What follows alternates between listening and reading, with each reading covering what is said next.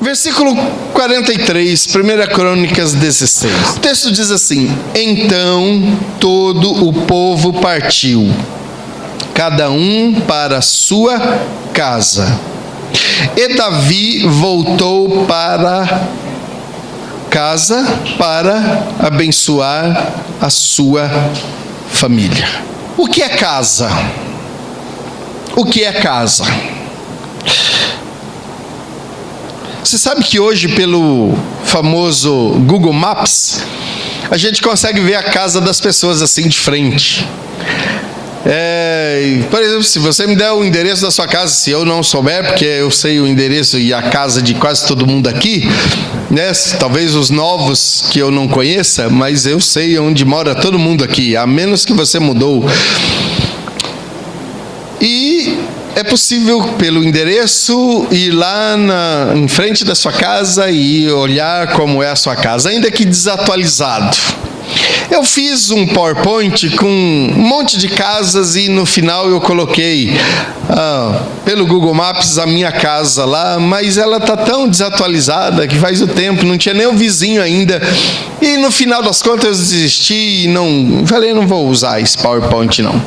Mas tem casa de todo tipo. E se eu perguntasse para você como é que você define casa, você teria aí as suas implicações e as suas explicações sobre casa. Eu vou usar a língua inglesa para ajudar-nos a entender um pouquinho do que significa a palavra casa. Na língua inglesa existem duas palavras que definem casa. A primeira delas é home, que talvez você já ouviu. Por exemplo, quando a pessoa diz be home, significa estar em casa. Go home significa ir para casa. Stay at home significa ficar em casa. Live home significa sair de casa. Feel at home significa sentir-se em casa. Ou miss home ou be homesick significa sentir falta de casa. A palavra home, ela tem o sentido do nosso lar, o lugar onde a gente habita, independente se é uma casa, se é um apartamento, se é um apertamento, se é uma tapera, se é um conjunto habitacional daqueles de parede meia, que todo mundo escuta todo mundo, e se a pessoa bate na tábua de carne, o quadro cai da parede porque treme tudo, não importa. A palavra home significa isto, o lar, é o lugar onde você se sente confortável, o lugar onde você se sente em paz, o lugar onde reflete ou reflita a sua personalidade. A palavra home ou casa, desse ponto de vista, ela está voltada para sentimento, para ligação através de sentimento. Por exemplo, quando você viaja e você diz assim, estou com tanta saudade de casa, você está chamando a sua casa, é o seu home, lugar onde você habita. Agora, se você falar assim, estou com saudade da minha cama, aí você está localizando o house, que é diferente. House significa o lugar geográfico, os cômodos da sua casa, a garagem, a casinha lá, a piscina para quem pode, né? Ou a casinha de boneca, o vasinho de flor, aquilo é aquilo pode se chamar de house, tá bom? Em algumas situações, a gente não precisa falar a palavra casa para entender uma frase. Por exemplo, quando eu digo assim, eu estava na mãe, significa dizer, eu estava na casa da mãe. Ninguém vai entender que você estava em cima da sua mãe. Não é? Entende assim, eu estava na casa da minha mãe. Ou então, a festa foi no João. Todo mundo vai entender que a festa foi na casa do João. Não foi, mas vai ser, né, João? Lá na sua casa a festa, hoje depois do culto. Mas vamos ao texto aqui. Veja o que está escrito, diz assim: então. A palavra então, no texto de 1 Crônicas 16:43, está mostrando uma continuidade de uma ação. A palavra então mostra que houve uma ação e, consequentemente, uma reação depois. Nós vamos ver o que é a ação, ou qual foi a ação. A reação aqui, o então, foi o fato de cada homem ter ido para a sua casa. Mas do que o texto está falando objetivamente aqui? Se você conhece um pouco da história bíblica, no livro de 1 Samuel, capítulo 4, narra ali a história da arca sendo levada pelos filisteus, lá na época do sacerdote Eli. Naquele dia a arca foi levada pelos filisteus do meio do povo de Israel. O Eli morreu porque tomou um susto quando soube da história que a arca tinha sido levada. Ele era gordo e pesado e velho, e caiu da cadeira, quebrou o pescoço. Os 2 filhos deles morreram lá na batalha durante a época que a arca foi, no dia que a arca foi tomada. E a nora dele morreu quando soube que o sogro morreu, o marido morreu, o cunhado morreu. E ela pegou, estava grávida, teve o nenê, não suportou a dor do parto, morreu também. Então está muito nítido o que aconteceu lá nesse episódio. Os filisteus começaram a sofrer algumas dificuldades porque Deus pesara a mão sobre eles, e eles então resolvem devolver a arca. Devolvem a arca para o primeiro território de Israel que tinha ali nas imediações. A arca fica então no lugar que não era originalmente o lugar onde ela deveria ficar. Originalmente ela ficava em Siló. E depois, muito tempo depois, ela foi levada para a cidade de Jerusalém. O rei Davi, já agora rei, já estabelecido no trono, já com todos os seus domínios e todas os seus direitos e deveres já estabelecido, coroado devidamente, reconhecido como rei, estava um dia na sua casa. O texto de 1 Crônicas, capítulo 13, se você quiser, é só virar um pouquinho as páginas da sua Bíblia, você vai chegar no capítulo 13 de 1 Crônicas. O texto diz assim: depois de consultar todos os seus oficiais, os comandantes de 1000 e de 100, Davi disse a toda a Assembleia de Israel: se vocês estão de acordo, e se esta é a vontade do Senhor, o nosso Deus, enviemos uma mensagem a nossos irmãos em todo o território de Israel, e também aos sacerdotes e aos levitas que estão com eles em suas cidades, para virem unir-se a nós. Versículo 3 diz: vamos trazer de volta a arca do nosso Deus, pois não nos importamos com ela durante o reinado de Saul. Esse texto aqui mostra claramente a posição de Israel com relação a Deus e o seu relacionamento com Ele. O Davi deixa muito claro que durante o reinado do rei Saul, que foram 40 anos, o rei Saul assumiu, foi o primeiro rei de Israel. Ele assumiu o reinado logo depois dessa situação toda dos juízes, em que o sacerdote Eli foi citado.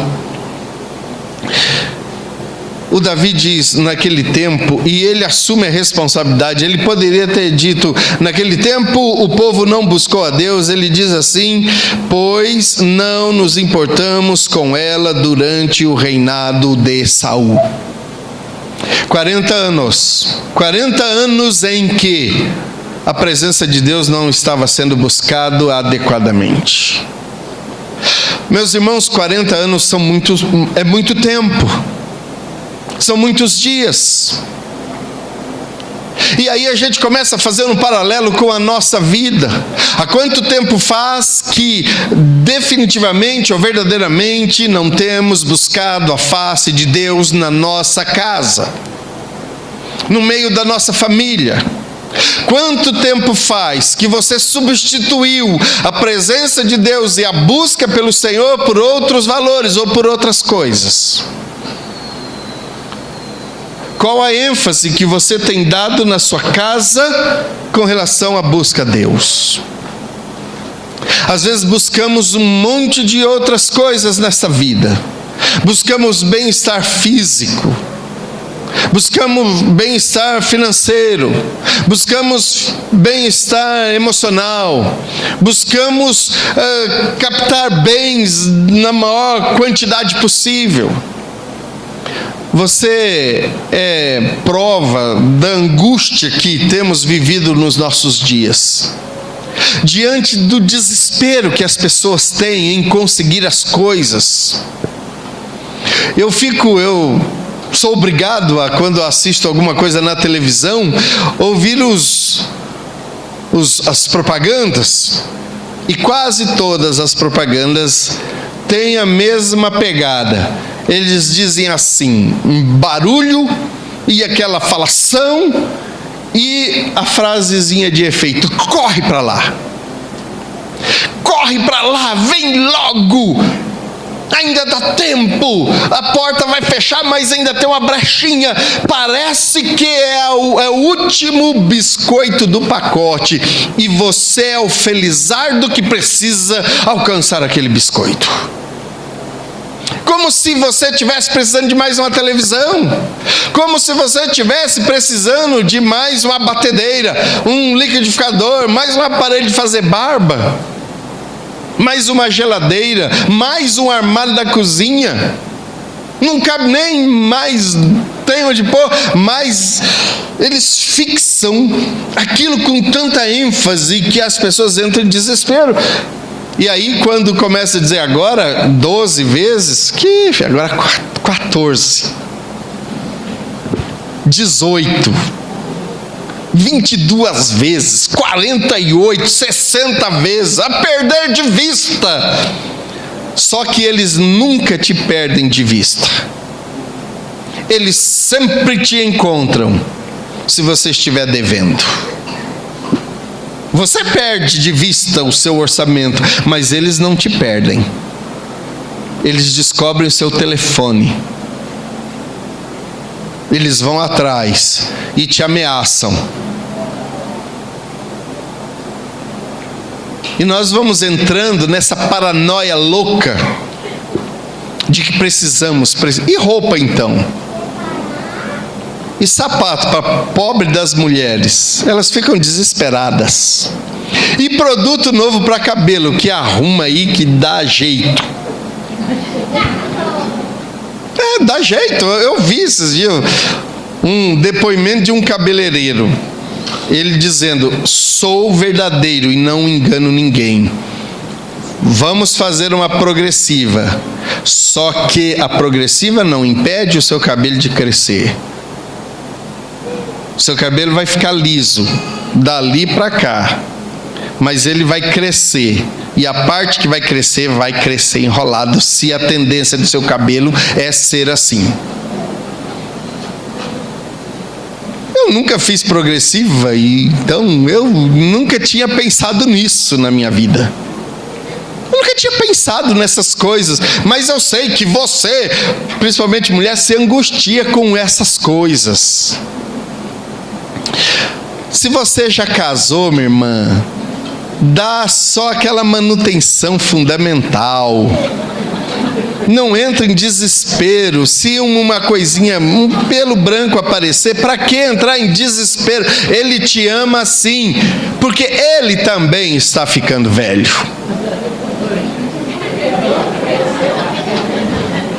O cabelo dele também está ficando branco. Ou quando não está caindo tudo. Então, às vezes a gente entra nesse desespero e esquecemos daquilo que é mais valoroso na nossa vida e na vida da nossa família, que é buscar a face do Senhor. Nos esquecemos disso porque entramos nesse círculo de conquista, conquista, conquista. As canções que ouvimos no mundo evangélico é de conquista. As mensagens que se tem aí, que bombam na internet, são de conquistas, mas pouco de Deus. Tem pouco incentivo para a santidade, tem pouco incentivo para a verdade, tem pouco incentivo para a realidade cristã. O Davi percebeu que durante o reinado do rei Saul, eles não deram muita atenção para as coisas espirituais. E ele então resolve, ele diz: vocês estão comigo? Meu irmão, eu estou falando agora como você, e eu estou me dirigindo a você, chefe da sua casa, você pai de família, você marido. Você é o rei, comparado ao rei Davi aqui. Você é o rei. O Davi percebeu, a coisa não está boa. Há muito tempo a coisa não está boa. É você, meu irmão, que precisa acordar e colocar ordem na sua casa, dizendo: a coisa não está boa aqui. É você. Graças a Deus, a minha esposa é uma mulher de oração. Tudo bem, ela é de oração e ela vai para o céu, glória a Deus. Mas e você? É você, meu irmão, que precisa tomar uma atitude. O Davi se empolgou. E aqui está um equívoco terrível daqueles que querem arrumar o seu relacionamento com Deus. O Davi chamou todo mundo, e eu não condeno Davi, porque se nós, nos nossos dias, fôssemos fazer também a mesma coisa que Davi, trazer a arca de volta, nós iríamos muito provavelmente errar na nossa empolgação. O rei Davi mandou construir uma carroça grande, com bois ornamentados, gente cantando, toda a classe política, as autoridades civis e militares, crianças uniformizadas. E estava tudo indo muito bem, a carroça andando, os bois felizes ali, puxando a arca, alegria, festa. De repente, o animal tropeça, a arca balança, o rapaz põe a mão na arca, é fulminado na hora. O rei Davi se entristece, fica preocupado e pensa: como é que eu lido com esse Deus? Há tempos eu defendia que Davi, coitado, não sabia, mas lendo e estudando este texto outra vez, eu cheguei à conclusão que o Davi, ele sabia muito bem o que ele estava fazendo. Ele sabia que quem tinha que carregar a arca eram os levitas. Davi era homem experiente, mas ele cometeu um erro que normalmente nós também cometemos. Se eu fosse transportar a arca hoje, e se você fosse transportar a arca hoje de volta, como no caso aconteceu aqui, imagina se nós não faríamos a mesma coisa. Vou explicar para você. O que eu faria, e penso que você faria também. Primeira coisa, a gente ia chamar o caminhão do corpo de bombeiro, com giroflex e o negócio ligado. Fogos, políticos lá em cima, autoridades militares e gente dando tchauzinho. Do outro lado, um potente trio elétrico cantando canções de vitória, só vitória e festa e alegria e gozo, e faixas nas laterais dos caminhões, e atrás aquela infinidade de carros, todo mundo buzinando e aquela festa. Eu penso que eu faria isso. Sabe por quê, queridos? A gente tem a mania de tentar ajudar Deus nas coisas dele. E de dar ênfase naquilo que de fato não merece ênfase. Ou que não deve ser dado ênfase. Porque temos o hábito, ou temos por hábito, dar ênfase naquilo que não merece ênfase. O Davi deu ênfase ao transporte da arca numa carroça nova. E o texto diz que era nova.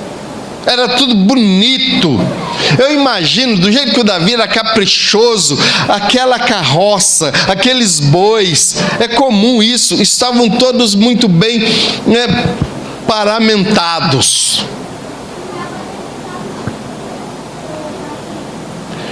Meu irmão, coloque uma coisa na sua cabeça.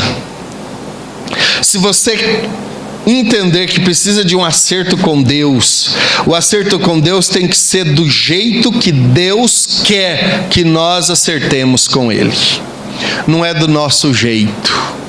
Se é para pedir perdão, tem que pedir perdão mesmo.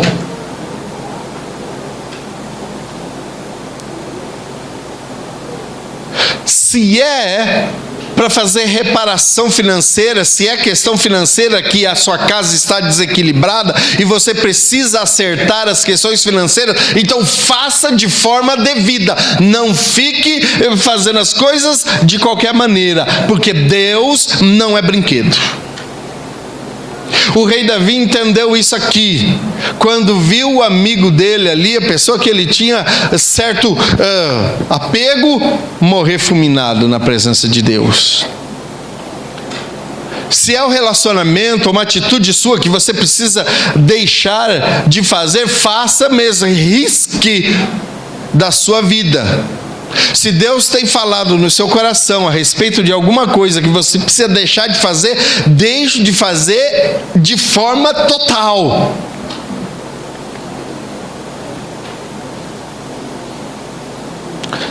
Se você entendeu que a sua forma de agir é enganosa, ou se é maliciosa, então deixe de agir assim, definitivamente. Nós não podemos fazer as coisas pela metade. Se nós queremos um acerto dentro da nossa casa, tem que ser do jeito certo. A decisão precisa ser correta, de como tem que ser. Não funciona.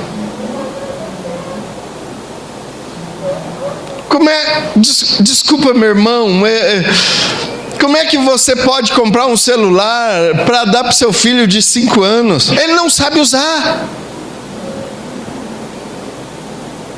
Ah, mas é para eu me comunicar com ele, mas ele tem que andar com você. Ele tem que estar com você onde você for.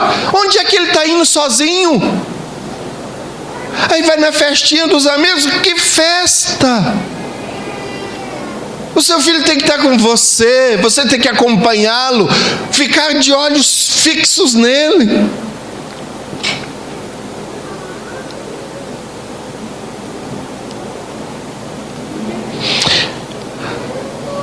Como é que é uma casa no contexto bíblico?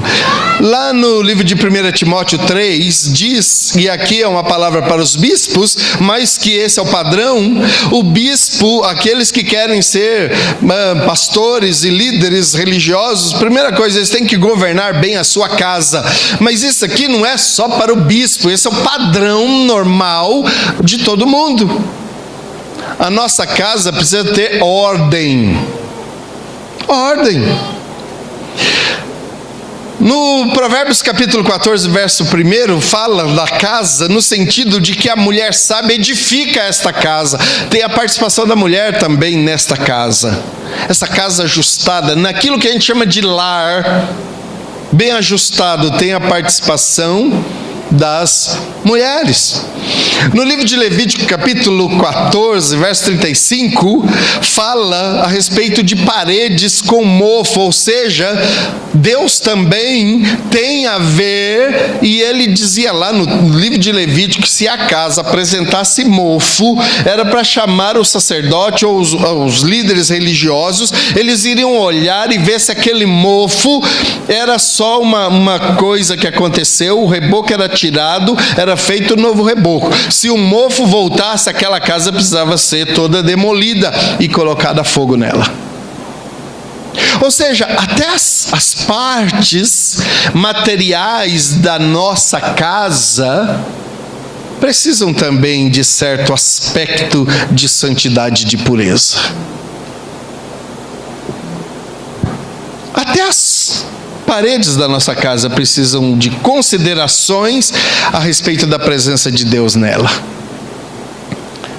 As nossas casas não podem ser enfeitadas com as coisas que as pessoas por aí enfeitam suas casas. As nossas casas não podem ser enfeitadas com mandalas, e com elefantes, e com borboletas, e com meias luas. As nossas casas não podem ser enfeitadas com as figuras orientais que são enfeitadas as casas das pessoas por aí. Os cômodos das nossas casas não podem ser higienizados com os aromatizantes de velas de 7 dias e de 48 dias e de 82 semanas. As nossas casas não podem ser aromatizadas com esses incensos que são comprados em lojas de esoterismos que existem por aí. Mas é só uma casa, Deus não se importa com isso. Deus se importa com isso sim, porque dentro daquela casa mora aqueles que são a casa dele. E Deus habita conosco nas nossas casas. Deus quer estar nas nossas casas.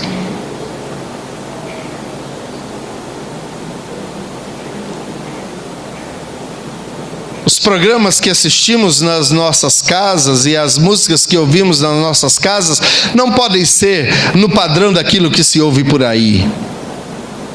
Não são as mesmas músicas, nós temos um hino diferente, nós temos uma melodia, uma nova canção que nós devemos cantar.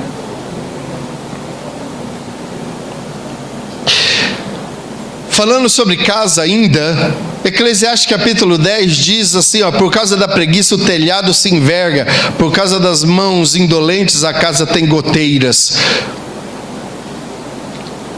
Veja que há um posicionamento também que devemos ter dentro da nossa casa, de trabalho, de manutenção, de cuidado.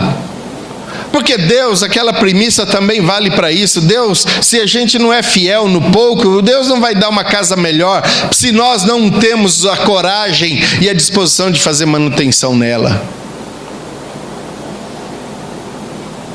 Quer uma casa maior? Você tem que ter a habilidade e o cuidado de fazer a manutenção nela também.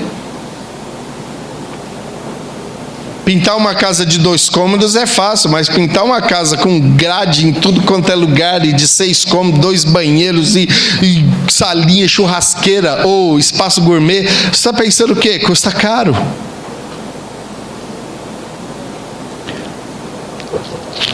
Falando sobre casas ainda, Jesus faz uma menção muito interessante.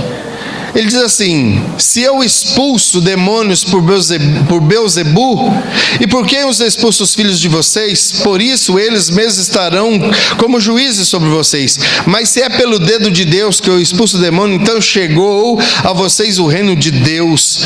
Quando um homem forte, bem armado, guarda sua casa, seus bens estão seguros. Mas quando alguém mais forte o ataca e o vence, tira-lhe a armadura em que confiava e divide os despojos.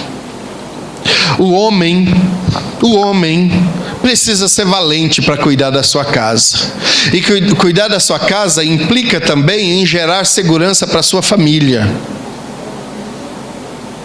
Gerar segurança para a sua família. Ele não precisa se expor. Não é porque tem um barulho lá fora que você precisa pegar uma faca e ir lá fora ver quem está lá. Não é isso. Existem outros mecanismos para você verificar o que está acontecendo lá fora. Por por exemplo, olhar pela janela. Antes de se sair aí, se sentindo o fortão, o valente, e se expor a perigos desnecessariamente.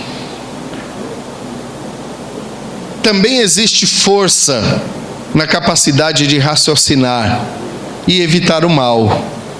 Jesus, ele fala aqui, se quem cuida da casa é uma pessoa forte, só outro mais forte vai entrar lá. Então seja forte na sua casa, meu irmão, porque se você for forte, ninguém vai entrar na sua casa e roubar e tirar os seus bens e dividir os despojos.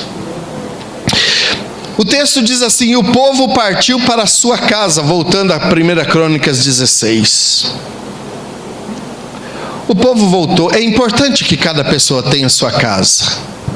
E por que é importante que cada um tenha a sua casa? Por causa da sua privacidade, por causa dos seus hábitos, por causa das suas manias. Porque você tem as suas manias. Você já viu como é difícil lavar louça na casa dos outros? Você nunca sabe onde coloca as coisas. Você acha que os pratos são sempre colocados lá, do jeito que você coloca na sua casa. Tem gente que não. E quando vai visita na sua casa e te ajuda a lavar louça e guardar os utensílios de cozinha, depois é muito difícil até você localizar cada coisa e colocar cada coisa no seu lugar. Nós precisamos ter as nossas casas. Eu vou dar um dado estarrecedor para você. Não é um dado novo, isso é antigo, já existe há muitos anos. Essa ideia de que todo homem, quando alcançar a idade de 40 anos, todo o homem com a idade de 40 anos, ele estará entrando na fase da conquista ou da realização. Ou seja, qualquer homem, quando chegar aos 40 anos de vida, ele já deve ter a sua casa, os seus bens e a sua família constituída, os seus filhos bem educados e encaminhados para a vida, se escola ou se profissional. Todo homem com 40 anos de vida já deve estar na faixa da conquista. Ele já alcançou. E o que eu vou fazer depois? Fazer a manutenção do que eu consegui e melhorar ainda mais.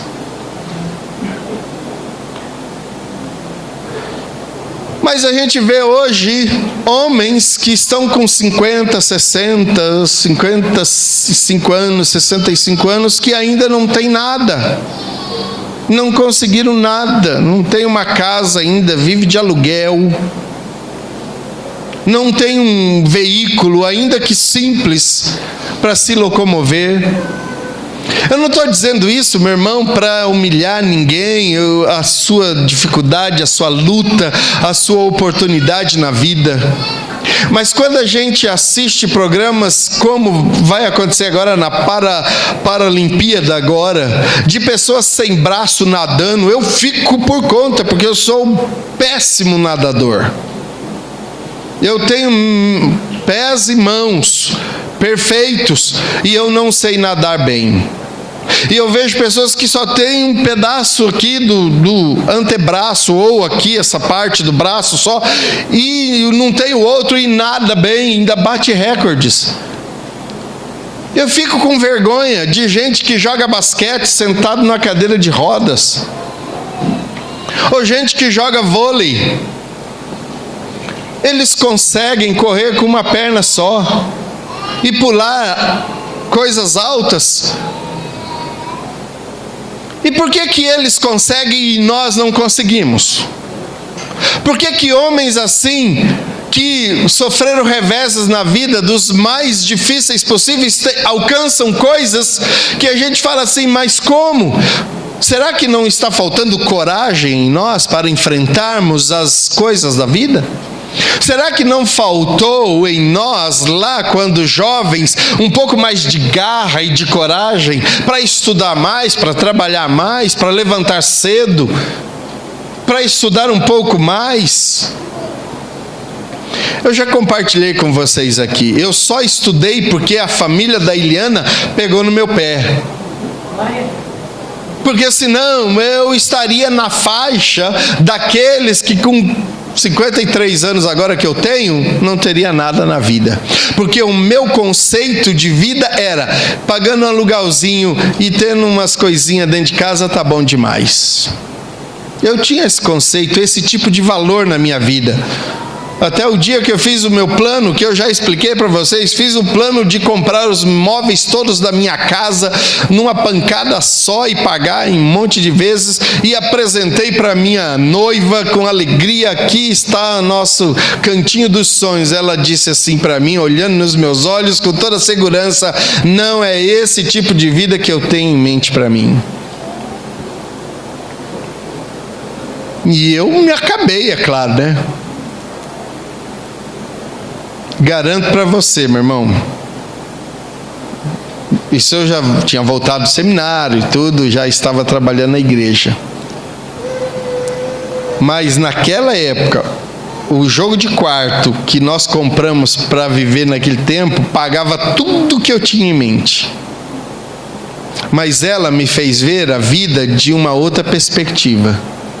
Às vezes, mulher, o seu marido está precisando de um incentivo, de você olhar nos olhos dele e falar assim: você pode mais do que isso.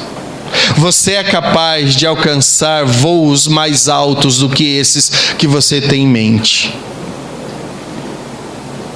Eu só fui para frente porque a Eliana deu uma dura em mim. E porque ela terminou comigo 2 vezes. Eu falei: se for a terceira, eu estou perdido. Eu não tenho mais chance mesmo. A terceira eu não vou deixar escapar, não. É importante que cada um tenha a sua casa e cada um tenha a sua família. É importante termos as nossas famílias. Nossa esposa e nossos filhos. O texto diz que Davi também voltou para a sua casa. É muito significativo. A casa do Davi era um palácio. Você vê isso lá no capítulo 15 de 1 Reis. O texto diz assim, de 1 Reis, de 1 Crônicas: depois que Davi tinha construído casas para si, viu? Casas. Davi não fez uma casa, ele fez casas para ele morava num palácio. Mas ele volta também para a sua casa. Ele não diz voltando Davi para o seu palácio, porque não era a parte física que estava contando aqui. O olhar deste texto era que Davi também estava voltando para a sua habitação, o lugar onde ele morava, onde ele se sentia confortável. Eu quero mostrar para você aqui, antes de encerrar, que o texto diz que ele voltou para a sua casa e abençoou a sua casa. Se você não alcançou o raciocínio todo que eu falei até agora, não tem problema. Eu quero que você se volte a isto que eu vou falar. Faça um esforço para entender o que eu vou dizer aqui. Davi vai e abençoa a sua família.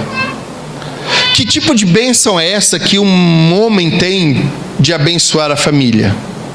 Onde está isso no Novo Testamento? No Velho Testamento, nós temos hoje em Cristo essa autonomia também para abençoar a nossa casa? Sim. Você pode, irmão, e você deve abençoar a sua família.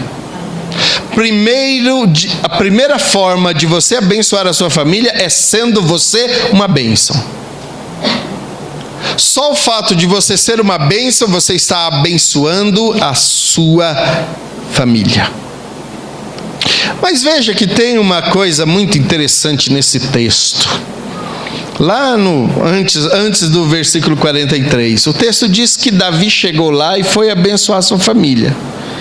Mas o texto diz que Mical, a mulher dele, não gostou da história e começou a reclamar do Davi.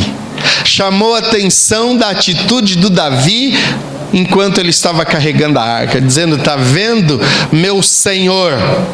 Que coisa mais feia, o Senhor festejando e pulando lá, as pedaços da perna do rei estava visível para as servas.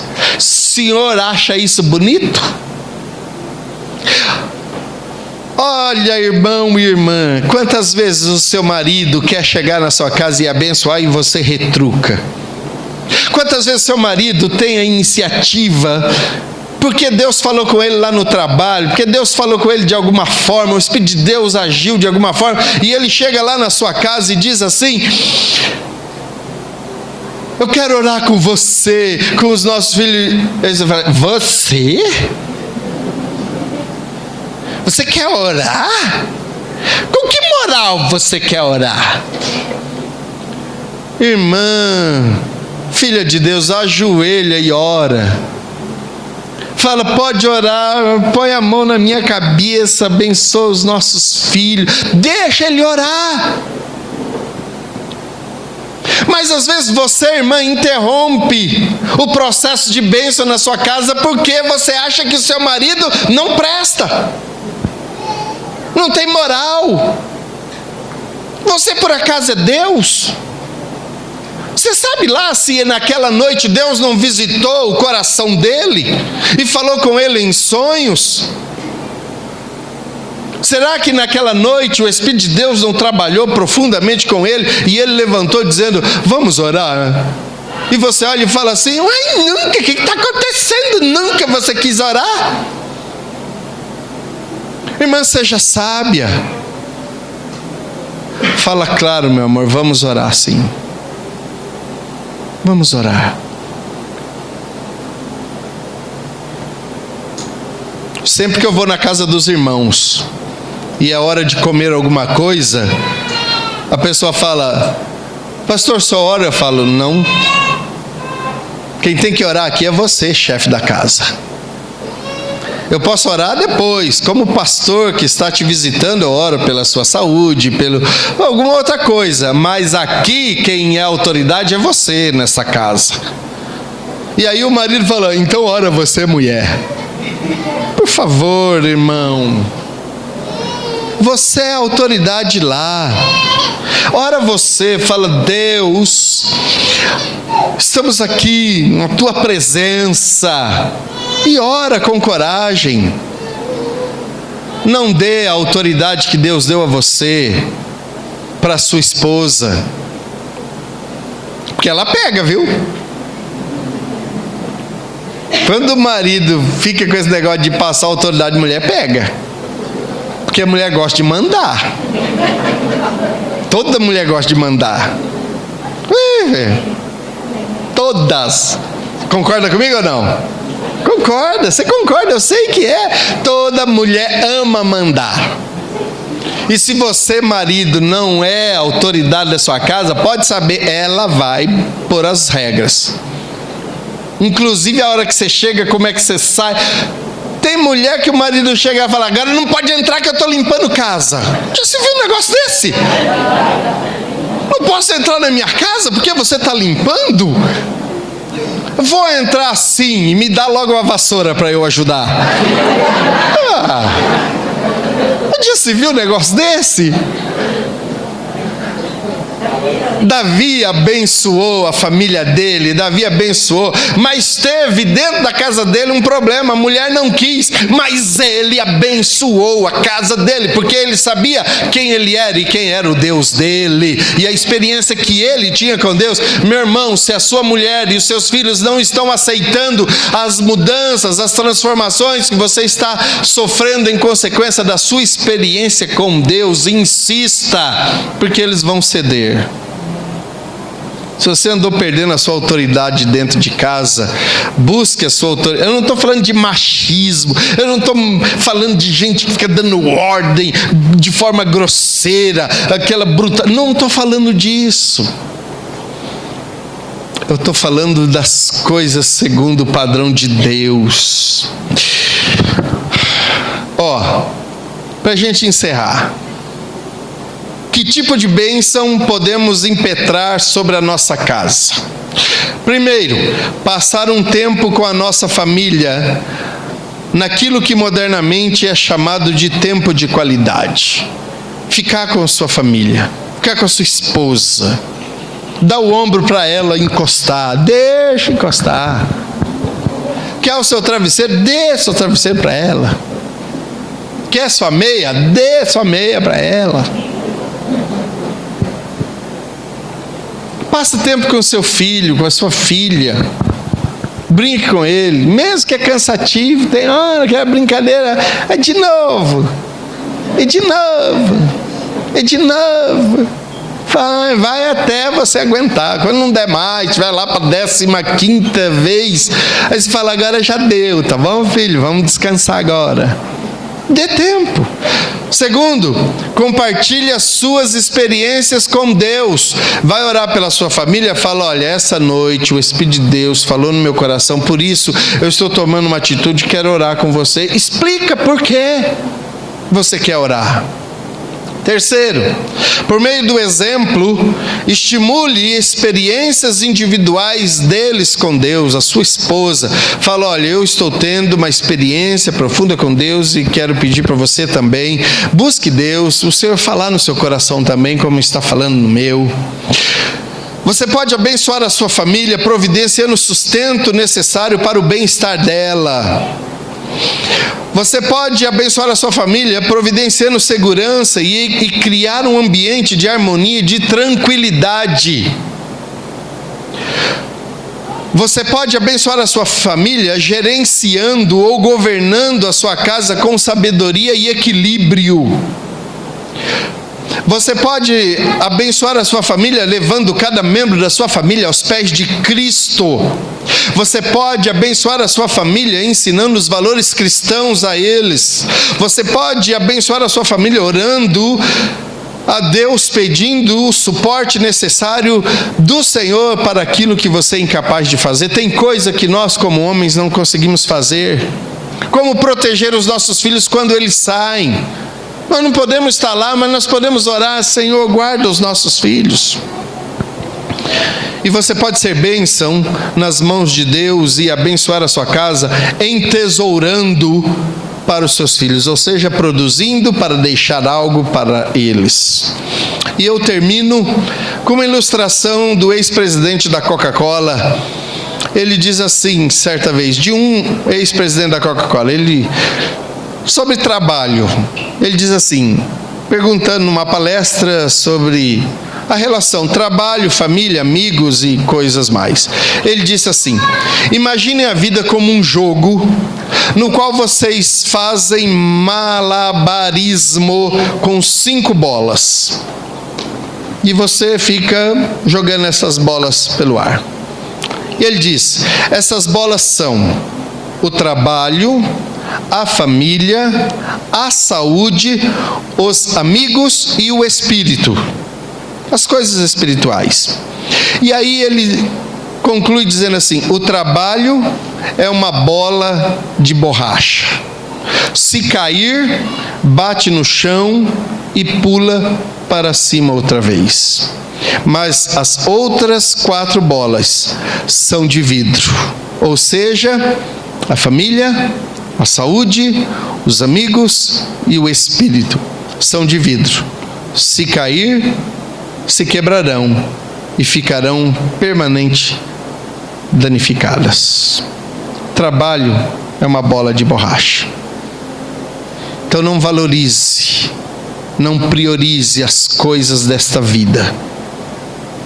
Cuide da sua casa, cuide da sua família, cuide da sua saúde, cuide dos seus amigos e cuide do seu espírito.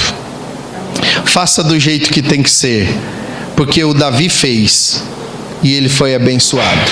Se você colocar a sua vida em ordem e se você colocar a sua casa em ordem, a sua casa vai ter prosperidade e você vai ter o que repartir com as pessoas. O Davi fez a coisa certa, por isso ele pôde dar da generosidade do reino um pão, um bolo de passas e um bolo de tâmara para cada pessoa. E aí cada um foi para sua casa feliz rever a sua família.